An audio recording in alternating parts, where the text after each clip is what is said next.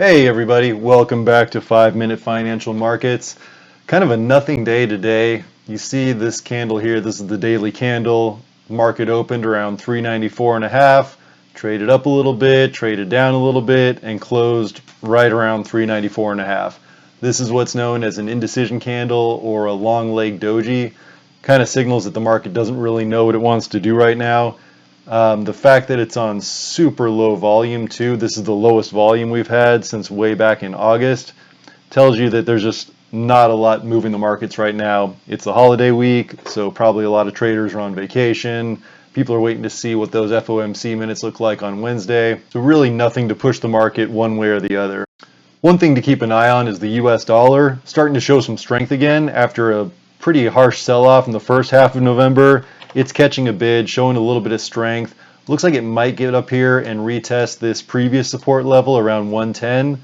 If it does continue higher, that's bad news for equities, commodities, cryptos, pretty much anything that is priced in dollars. So we could see some market weakness as a result of that. Again, though, markets are really thin this week with not a lot of volume, so I wouldn't put too much stock in this. But like we talked about last week, we're going to see gold move inversely to what the dollar does. Gold sold off a little bit today on the stronger dollar. I want to take a quick look at the VIX, which for the second day in a row has confirmed outside of this previous wedge that it's been trading in.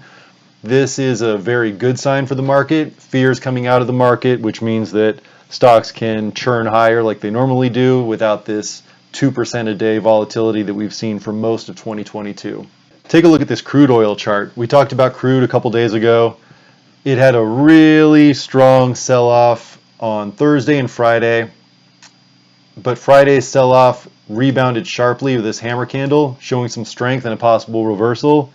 Today it sold off even lower, hit this support around $76 and shot right back up. You see that really strong looking hammer candle here, even stronger than what was on Friday. If you're a bull in crude, this is a good time for you. It looks like crude's going to come back up and retest this $85 level, possibly get all the way back up to this double top here around $93. I don't have a crude position myself, but if you do, I think it looks bullish. So getting back to equities, I'm still bullish on the market. I still think we move higher in this channel. It rejected off the lower half of the channel, and I think that signals a continuation higher.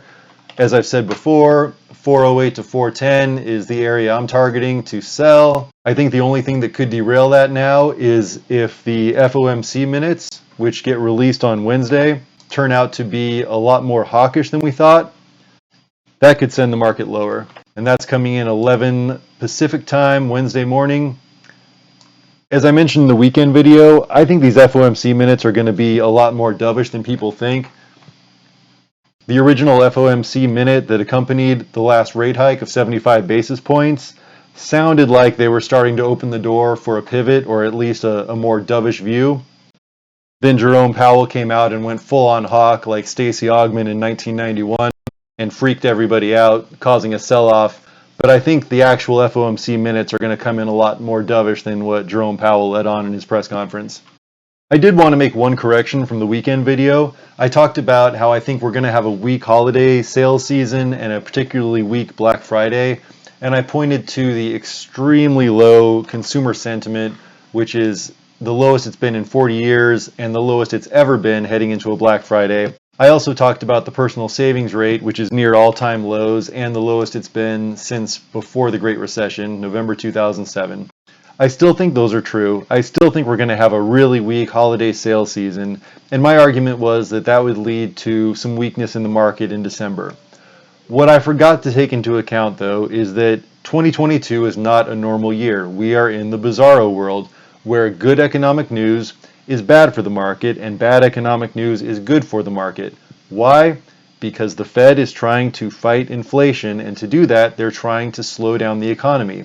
So, when we see weak sales data on Black Friday, the market is not going to think the economy's weak, we need to sell off. The market is going to think the economy's weak, that means the Fed can stop hiking interest rates, and that means cheap money and inflated asset prices, and that's good for the market. So I still stand by my underlying premise. I think we're going to have weak holiday sales. but I don't think that's going to lead to a market sell-off. If anything, I think that will lead to strength in the market because traders will see that as further evidence that the Fed is about to slow down their rate hiking cycle and possibly pivot. I'm still looking for an upward trend in this channel up to 408, 410, and that's where I'll roll off my long positions. Good luck. Have a great week.